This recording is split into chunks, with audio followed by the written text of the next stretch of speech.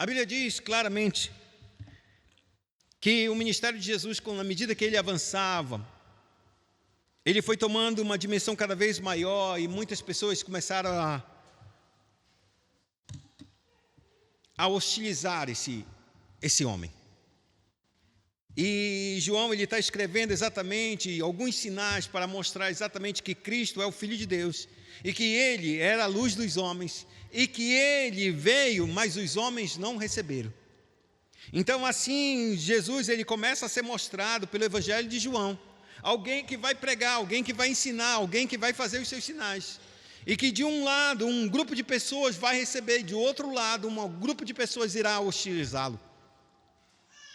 E nesse embate, nesse panorama que João está descrevendo e ele está mostrando para a sua audiência, no caso, os que vão ler a sua carta e nós que hoje estamos lendo, ele vai mostrar exatamente que cada um, quando Cristo vem e chega diante de si, ele tem sempre uma de duas atitudes: ou ele o recebe, ou ele o rejeita. E João ele vai dizer que dentro desse perfil, entre esse espectro de rejeitar e o receber, existe um espectro que não está nem de um lado nem do outro, porque ainda não tem consciência exatamente quem é Cristo. E dentro desse espectro entramos com a vida de Nicodemos no capítulo número 3, e que ele vai encontrar Cristo à noite, porque ele conhece alguma coisa de Jesus, mas ele não sabe se ele é realmente o Messias. E como muitos diziam que ele era o Messias, mas as grandes autoridades diziam que ele era um charlatão, Nicodemos ele não queria ser visto com a pessoa de Jesus, então ele vai à noite conversar com Cristo. Ele conhece alguma coisa da parte de Deus, ele entende alguma coisa da parte de Deus, mas a sua fé é muito fraca ainda, pelo menos no seu início, ao ponto de testemunhar e de confiar no Cristo. Cristo sai dessa conversa e ele caminha da Judeia para a Galiléia novamente. E nesse transcorrer ele passa por Samaria e ele encontra uma mulher samaritana, num outro espectro, uma mulher totalmente sem nenhuma credibilidade, totalmente afamada, ou de má fama, que a gente possa assim dizer, em que sua vida está extremamente toda destruída, devido aos seus vários tipos de relacionamento que teve. E então Cristo encontra com essa mulher, transforma a vida dessa mulher, e ao encontrar a vida dessa mulher, e essa mulher beber da água da vida, ela recebe vida em Cristo, ao ponto de mudar toda a sua estrutura e todo o seu comportamento, que antes era de fugir da sociedade, de estar distante das pessoas. Ela vai exatamente ao grupo de pessoas que mais a hostilizava e disse: encontrei um homem que disse tudo a respeito da minha vida, seria porventura esse o Messias? E os homens olhando essa mulher com o seu rosto perplexo, dizendo: como essa mulher tem coragem de falar conosco? É sinal que alguma coisa muito maravilhosa e preciosa aconteceu com essa mulher. Então eles vão, por causa do testemunho dessa mulher, eles encontram Cristo, falam com Jesus, e ele então eles pedem: fica conosco mais 2 dias. E aí a Bíblia declara que Jesus fica 2 dias mais com esse povo. E eles são samaritanos, povo odiado do Senhor, ou do povo do Senhor, que assim poderia se dizer. Os judeus de forma nenhuma se alegravam com esse povo, muito pelo contrário, o hostilizavam. E esse povo acredita em Cristo, acredita pelas palavras, agora não somente pelo testemunho da mulher, mas agora porque eles ouviram a voz da verdade, a voz da vida, e eles creem: tu és o Salvador do mundo. Depois de 2 dias, Jesus continua a sua jornada, saindo da Judeia e indo para a Galiléia. E nesse transcorrer, João agora ele começa a escrever algo que Cristo começa a colocar ao coração do povo. E ele diz assim mesmo, porque o mesmo Jesus testemunhou dizendo: nenhum profeta tem honra na sua própria terra. Jesus ele estava retornando para a Galiléia, e os comentadores ou os estudiosos dizem que há 2 patamares nessa situação: ou Jerusalém é a terra de Jesus, no caso perto onde ele nasceu, em Belém, mas Jesus foi criado em Nazaré, então todo mundo conhecia Jesus como Jesus de Nazaré, ou Jesus Nazareno, de maneira que as famílias que ali conheciam Cristo não acreditavam naquilo que acontecia e se processava na vida de Jesus. E eles, por não crerem, e a Bíblia é bem clara, dizendo que o seu povo até mesmo tentou matá-lo certa vez. E Jesus faz esse testemunho e ele abre uma situação para nós que é extremamente útil para os nossos dias. Ele diz: assim, quando chegou a Galiléia, os galileus o receberam, porque viram todas as coisas que ele fizera em Jerusalém, por ocasião da festa, a qual ele também tinha comparecido. O que João ele começa a retratar é aquilo que Jesus fez quando ele desceu em Jerusalém na festa da Páscoa e limpou o templo. Os galileus que lá estavam para celebrar a Páscoa também viram esses sinais e viram que ninguém tocou em Jesus. Com autoridade ele fez todas as coisas como se fosse um verdadeiro milagre, amarrando e acorrentando todas as pessoas, todas as autoridades, para que ninguém se levantasse. E quando eles se levantaram, disseram assim mesmo: com que autoridade tu faz essas coisas? Jesus ele responde: qual é o sinal que tu tens para fazer o que tu estás a fazer? Ele diz: destruam esse templo, derrubem esse templo, e em 3 dias o edificarei.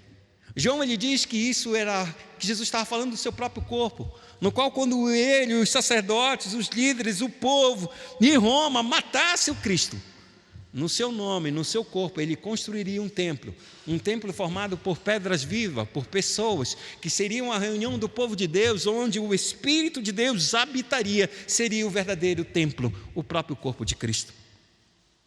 E então Jesus diz claramente, João melhor dizendo, ele começa a dizer que Jesus ele apontou uma coisa interessante, que as pessoas que passaram a acreditar em Jesus foi porque eles viram seus milagres.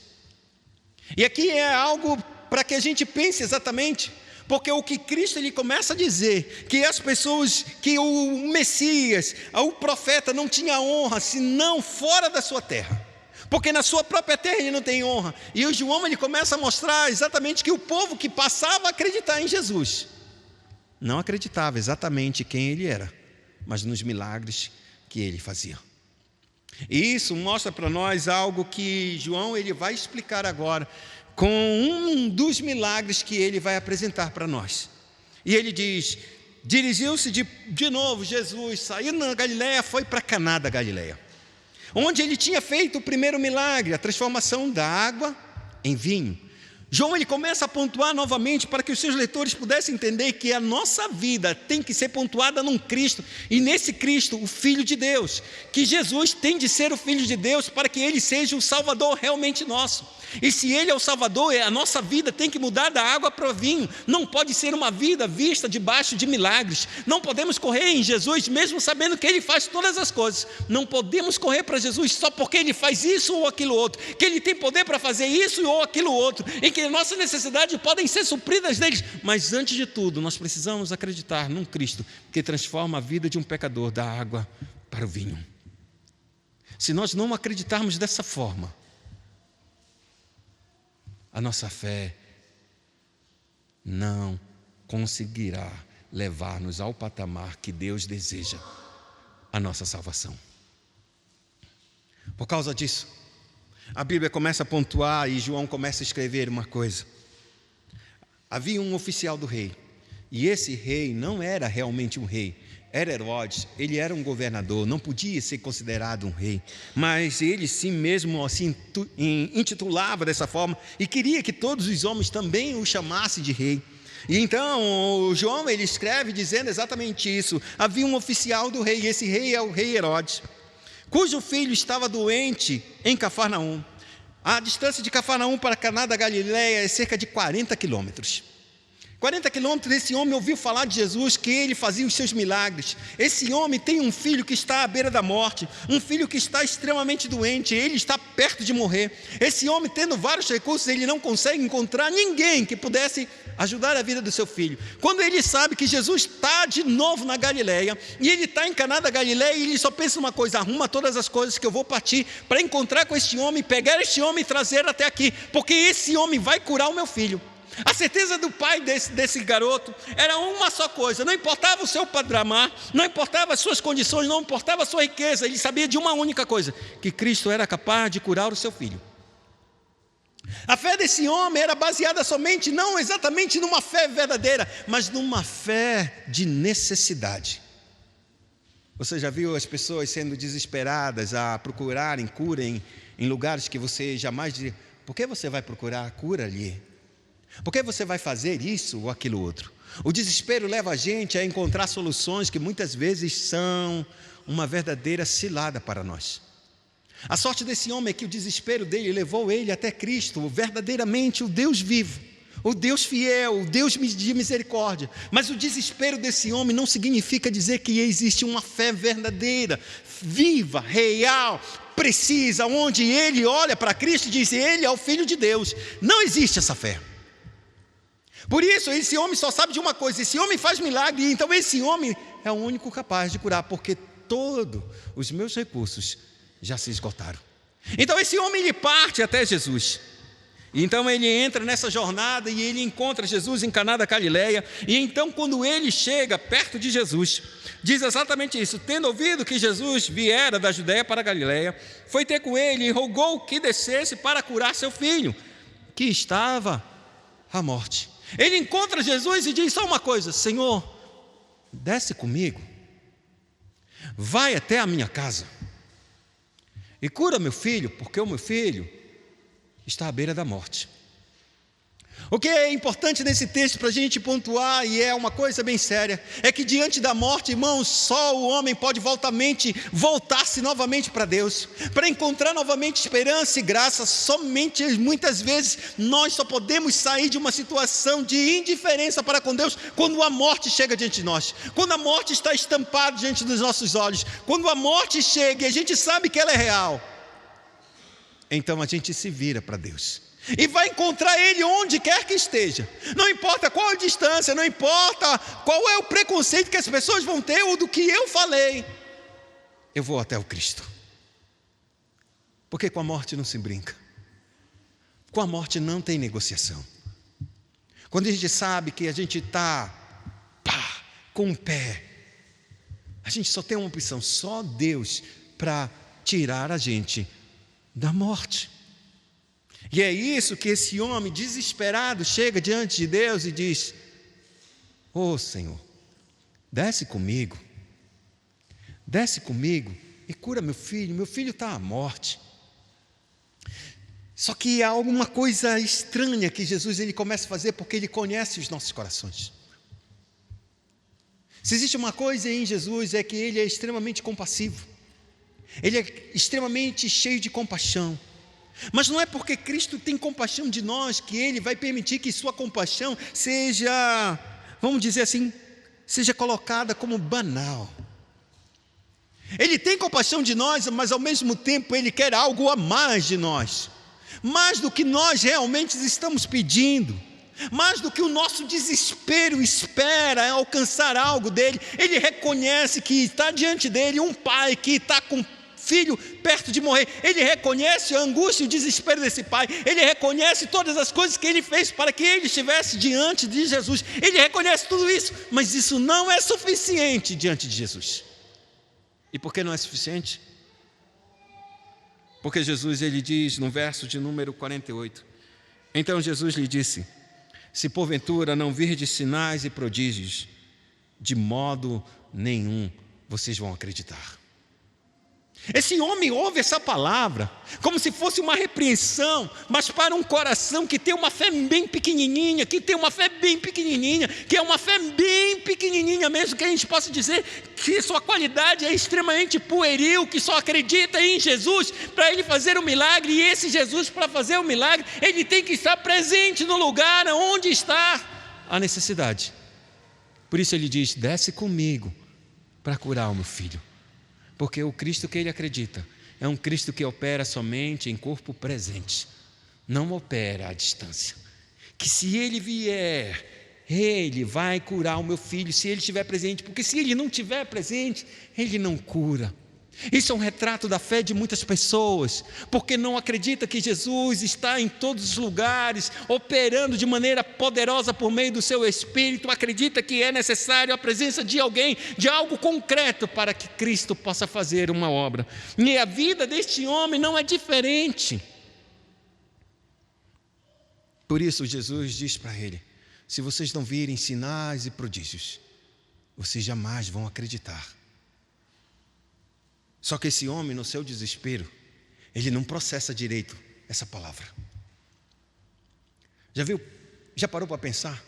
Porque a vida e o desespero desse homem se compara muito a um outro episódio que Cristo também vai lidar.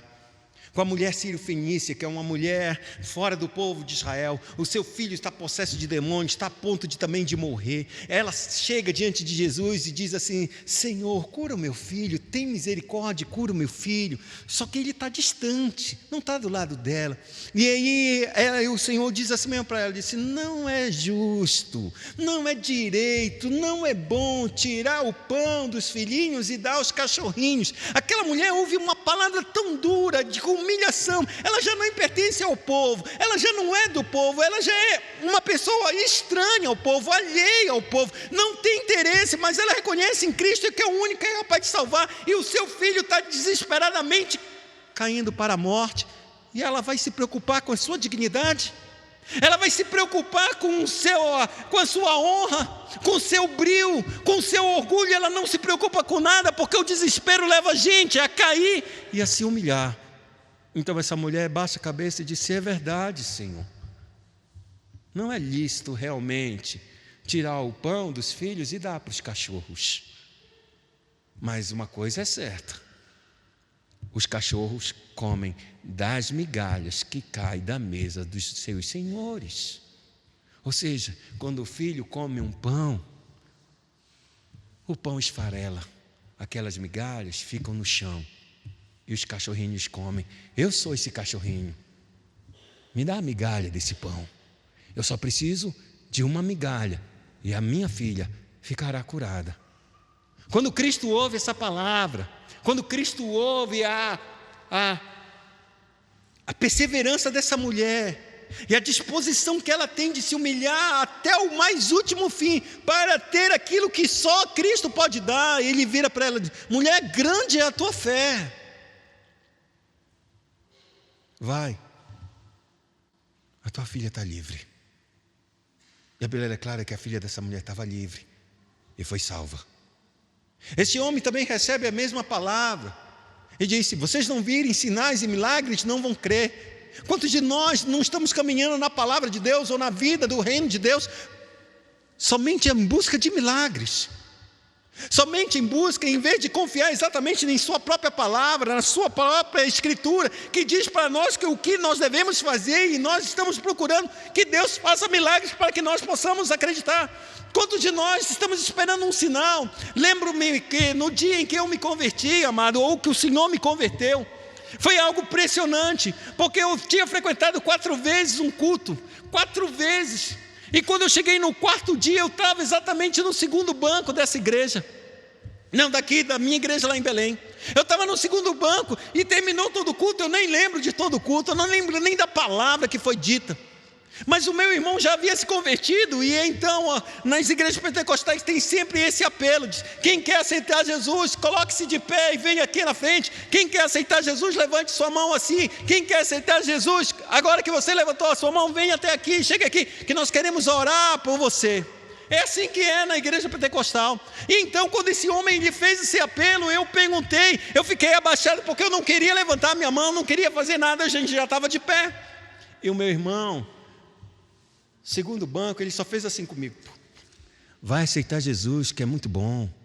Eu extremamente tímido, eu disse: para com isso, rapaz. E eu baixei mais a cabeça, fui me encolhendo: para com isso, para com isso, para com isso, deixa de me tocar, rapaz, vai, que Jesus é bom, é maravilhoso, Ele vai mudar a tua vida, é muito bom servir Jesus. Ele disse: para com isso, Beto. E eu achando que todo mundo estava olhando para mim naquela hora, em especial o pastor que está aqui na frente, porque o pastor consegue ver as coisas que estão acontecendo. E eu só fazia assim para ele: para com isso, cara, para com isso. Final das contas, ninguém recebe Jesus naquela noite, ninguém. Ele encerra, dá a bênção apostólica e vai embora. Só que meu coração começou a ficar perturbado, ficou inquieto, eu não sabia por que estava acontecendo isso. Então eu cheguei, e esse homem, ele estava recebendo as pessoas aqui mesmo nesse palco, e falava com uma, aconselhava a outra, então eu parei perto dele, fiquei esperando as pessoas saírem. E quando terminaram de sair, esse homem estava livre, e ele disse assim mesmo: esse pastor, você quer conversar comigo? Eu disse: sim, eu tenho uma palavra, eu queria conversar com o senhor. Ele disse: vem aqui. Então eu subi, bem no cantinho, ele disse assim mesmo: o que você quer? Eu tenho uma pergunta para o senhor. Existe algum sinal para a gente aceitar Jesus? Existe algum sinal para se aceitar Jesus? E aquele homem disse assim mesmo: você quer aceitar Jesus? Eu nunca disse não para ninguém. Eu não conseguia dizer não para ninguém na minha vida. Eu não tinha essa capacidade de dizer não. E eu, na minha cabeça, rapidamente, não foi isso que eu perguntei para esse homem está doido. Eu perguntei se tinha sinal, não perguntei se era para mim aceitar Jesus ou não. Você quer aceitar Jesus? Então eu fiz assim mesmo, não saber dizer não, eu quero. Esse homem coloca a mão na minha cabeça e faz aquela oração do pecador. Eu só me lembro o resto, o final da oração dele, que ele diz assim mesmo: escreve o nome dele no livro da vida, como se o meu nome precisasse se escrever, porque somos escritos desde a fundação do mundo. O fato é que ele termina essa oração. À medida que ele orava, eu começava a dizer assim mesmo dentro do meu coração e nos meus pensamentos: tu só faz burrice, Abraão. Por que tu não diz não para ele? Por que tu não consegue dizer um não na tua vida? De todas as burrices que tu já fizeste, de todas as besteiras que tu fizeste na tua vida, tu fizeste a pior besteira da tua vida, de ter de jeito que quer aceitar Jesus. Eu comecei com uma guerra na minha mente e no meu coração. Quando esse homem termina, eu desço dessa igreja e digo assim mesmo: havia uma saída por fora, lateral, eu saio pela fora, lateral, parto para a rua, saio chutando tudo que eu vejo na face. Tudo que tinha na minha frente eu comecei a chutar, dizendo: tu só faz besteira, tu só faz besteira. E eu revoltado, chego em casa, entro no meu quarto, pego um Novo Testamento, aquele bem pequenininho dos Gideões, e disse: Deus, fala comigo, porque eu estou assim. Eu abro um versículo da Bíblia e ele diz que Cristo não se agradou a si mesmo. Quando eu termino de ler aquele livro, aqueles versos, eu vejo toda a crucificação diante de mim. Tudo aquilo que eu já tinha experimentado, seja dos filmes, seja da leitura da Bíblia, eu vi o Cristo morrendo pelos meus pecados. Qual é o sinal de que Cristo devemos receber o Cristo? Não existe sinal, amado. O sinal é a cruz. O sinal é que o Filho morreu e a gente está ignorante, pensando que a gente precisa de um milagre maior. Eu, na minha ignorância, eu olhava para isso, e Deus, no seu grande amor para conosco, para comigo em especial, Ele teve misericórdia. Quando eu terminei, eu disse: Cristo é a melhor coisa do mundo. Quando eu saí daquela igreja, era sexta-feira, e eu disse: nunca mais entro naquela igreja na minha vida. Sábado de manhã, 6 horas da manhã, eu estava na oração com só senhoras, num círculo de oração. No dia seguinte, 6 horas da manhã, nunca tinha me levantado 6 horas da manhã na minha vida. Eu estava na igreja, orando, e só senhoras no círculo de oração. Porque o Cristo, Ele salva nossas vidas. Tudo que a gente precisa não é um de sinal, é da gente acreditar nessa palavra.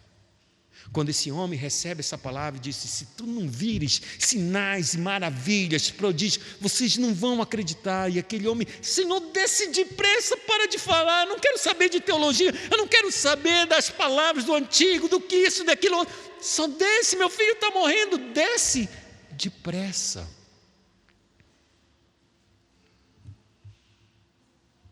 Então Jesus disse para ele: vai, disse-lhe Jesus, teu filho vive.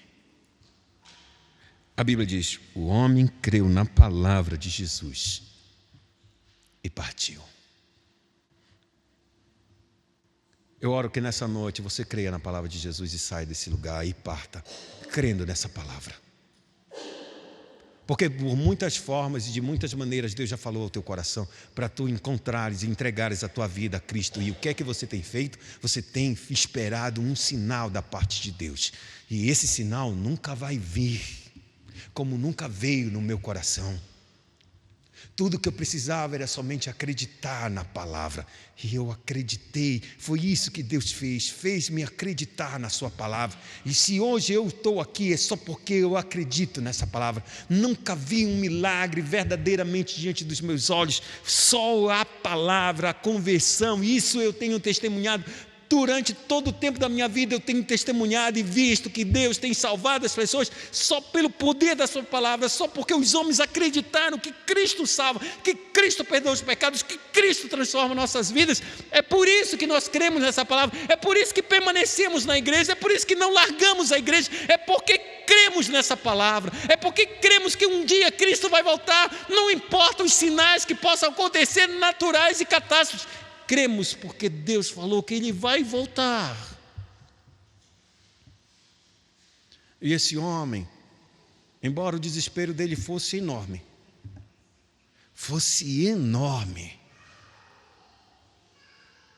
e ele acreditasse que Jesus só podia curar se estivesse perto dele, aquela repreensão caiu no coração dele. Ele entendeu que Jesus era algo muito maior do que a sua própria presença. A sua palavra era infinitamente maior, tão grande quanto Ele é, o Deus Todo-Poderoso. Esse homem parte, crendo nessa palavra: o teu filho vive. 40 quilômetros de novo, ele vai embora. Uma maratona atravessando os desertos. Ele sai a 1h da tarde do encontro de Jesus com essa palavra. Ele não tem tempo para chegar em 40 quilômetros andando. Naquele período, não tem chance de chegar na sua casa no mesmo dia.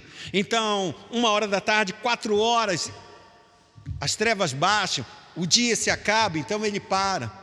Na madrugada ele avança de novo na sua caminhada. Enquanto ele está caminhando, avançando em direção à sua casa, agora próximo, ele começa e enxerga os seus servos. Os seus servos estão vindo ao encontro dele. Ele se encontra e ele diz: descansa, o teu filho vive.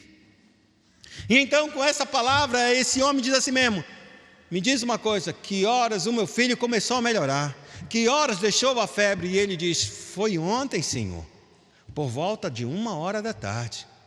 E aqui a Bíblia diz claramente: esse homem lembra-se que foi exatamente a hora em que ele teve um encontro que Jesus disse: vai, o teu filho vive. O resultado disso, a Bíblia diz, verso de número 53. Com isto, reconheceu o pai ser aquela precisamente a hora em que Jesus lhe dissera: teu filho vive. E creu ele e toda a sua casa. Creu ele e toda a sua casa. Eu quero mostrar uma coisa para vocês. Não é errado a gente acreditar em milagres ou em Cristo que faz milagres, mas essa fé não vai salvar. E porque Cristo sabe que essa fé não salva, Cristo tem que repreender o nosso coração, para que nós possamos entender que Ele é muito maior e que tudo que Ele faz tem um propósito, inclusive os milagres que Ele faz. Os milagres são para testar quem Ele é. É isso que João ele escreve: escolhi apenas alguns sinais, para que por meio deles vocês acreditem que Jesus é o Filho de Deus, e crendo no seu nome, tenham vida eterna. Os sinais, existe um propósito pelo qual Deus não faz sinais à torta e à direita. Você não sai pelo mundo olhando e encontrando milagres à torta e à direita, porque se fosse à torta e à direita, como se fosse comum, não seriam mais milagres, seriam naturais. Mas Deus ainda faz seus milagres. Mas será porventura que a gente ainda continua acreditando em Cristo quando a gente não vê sinais nem milagres? Jesus desta vez falou claramente que nos últimos dias o coração da sua igreja iria se esfriar, e que ela não iria orar como deveria orar. E devido às injustiças e às maldades, o coração da sua igreja pararia de acreditar que Deus é o justo juiz. Mas Jesus, ele diz: mas Deus é um justo juiz e Ele vai julgar todas as coisas. Mas quando o Filho do Homem voltar à terra, porventura Ele vai encontrar fé? Pessoas que creem mesmo quando os milagres não acontecem, porque creem apenas nas Escrituras Sagradas. É isso que a gente está vendo nos últimos dias. Cada vez mais pessoas acreditando em milagres, mas não crendo na palavra de Deus, não crendo nas Sagradas Escrituras. Mas aquele homem que iniciou com a sua fé apenas crendo em milagres no seu desespero, aquela repreensão levou ele a entender que a palavra de Cristo é suficiente e que mesmo ele não estando de corpo presente, ela é eficaz para operar aquilo que ele precisava. A Bíblia diz que ele termina, recebe o milagre. Só que o que a gente não entende é que todo aquele que vai a Cristo recebe infinitamente mais do que tudo que pede, imagina ou pensa, segundo o eterno poder que opera em nós. E o que ele recebe é mais do que ele buscou. Ele buscou a cura do seu filho. Ele recebeu não somente a cura do seu filho, mas recebeu a salvação da sua vida e de toda a sua casa. Que a nossa fé cresça, porque ele não vai desprezar essa fé de milagres, mas ele sabe que essa fé de milagres não é suficiente para a salvação. E que hoje nós possamos sair de uma fé de milagres, uma fé fraca, para uma fé poderosa, para crer que Deus opera as suas coisas só por meio do poder da sua palavra, até que nós venhamos a crer. E quando nós crermos, esperemos que toda a nossa casa também venha a crer, porque esse foi o final. Teu filho vive, creu ele e toda a sua casa, que Jesus era o Filho de Deus. O verso 54, ele diz: foi este o segundo sinal que Jesus fez, depois de vir da Judeia para a Galileia. Se o primeiro sinal foi a água transformada em vinho, o segundo sinal, a cura do filho, a libertação do poder da morte, mostrando que Cristo tem poder, não somente de transformar a natureza, mas tem o poder do nosso maior inimigo, a morte, de silenciar a morte, de tapar a boca, de fechar as garras da morte e nos dar vida. É porque o Cristo, Ele transforma todos nós, quando Ele tira a morte do nosso coração e nos dá a sua própria vida, transformando-nos da água para o vinho. Incline sua cabeça.